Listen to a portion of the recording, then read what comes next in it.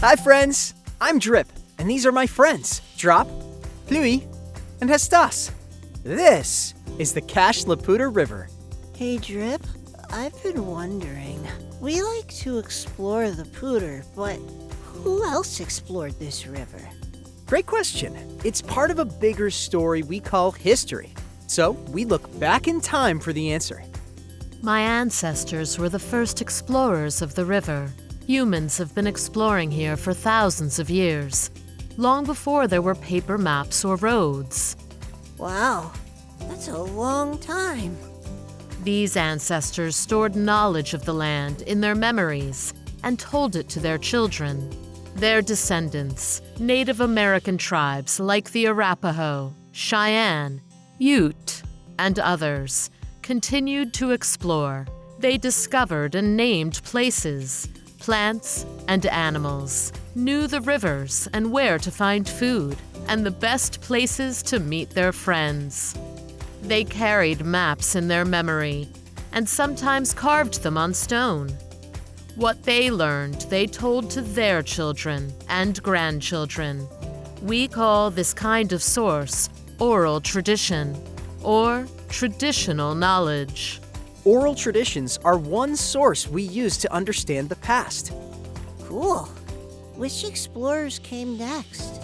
In the 1500s and 1600s, the Spanish explored other parts of Colorado and made some of the earliest paper maps. They didn't come to the Poudre, but they claimed this land belonged to them, even though my ancestors were already living here. They believed you could own land. Around 1800, the Spanish traded the land to France. But France needed money, so they sold it to the new United States. We call this the Louisiana Purchase. It doubled the size of the United States. The Poudre was part of that land. The Native Americans living here had amazing oral maps, but where we are today was blank on the United States maps. So President Thomas Jefferson sent explorers Meriwether Lewis and William Clark to map the land. Their expedition went north of here to the Pacific Ocean. After that, Jefferson sent explorer Zebulon Pike to Colorado. He didn't come to the Poudre, but he named a mountain. Next, in 1820, Stephen Long explored Colorado.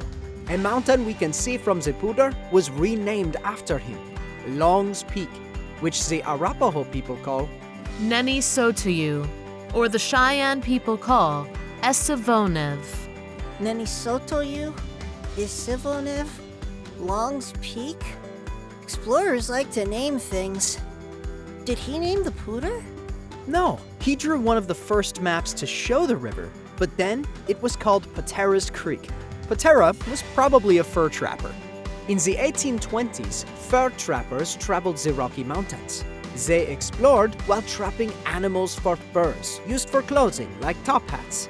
They often worked with Native Americans, who sometimes shared their oral maps with trappers, who drew the maps on paper and shared them with others.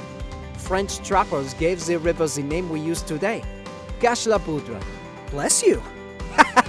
No, that's how you say Cache la Poudre if you speak French. What happened to the trappers? When people didn't need furs anymore, the trappers got new jobs. Many were hired to guide famous explorers, like John C. Fremont, a famous explorer who was trying to find an easier path through the Rocky Mountains. He traveled right by the Poudre and drew a great map. In 1843, he camped near the Big Thompson River. They had a rough night. He complained in his diary about mosquitoes. Hey, diaries are another source we use to study history. Yes, we use Fremont's diary to track his journey. They crossed the Thompson River east of Loveland, then went north and paused near where today you can get off I-25 to go to Windsor. They met the Poudre River and followed it west through Fort Collins. Fremont camped by a place we call Bellevue.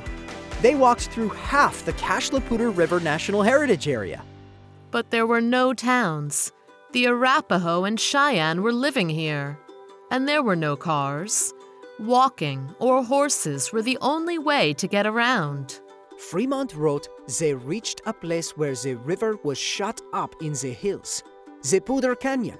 He traveled all the way to California and drew a map of his journey. Zoom in and you'll see the Poudre. Did he take pictures?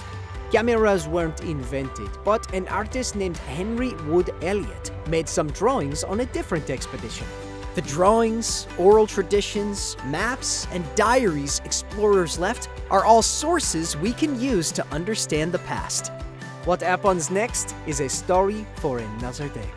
It has happy and sad parts, but one thing is the same.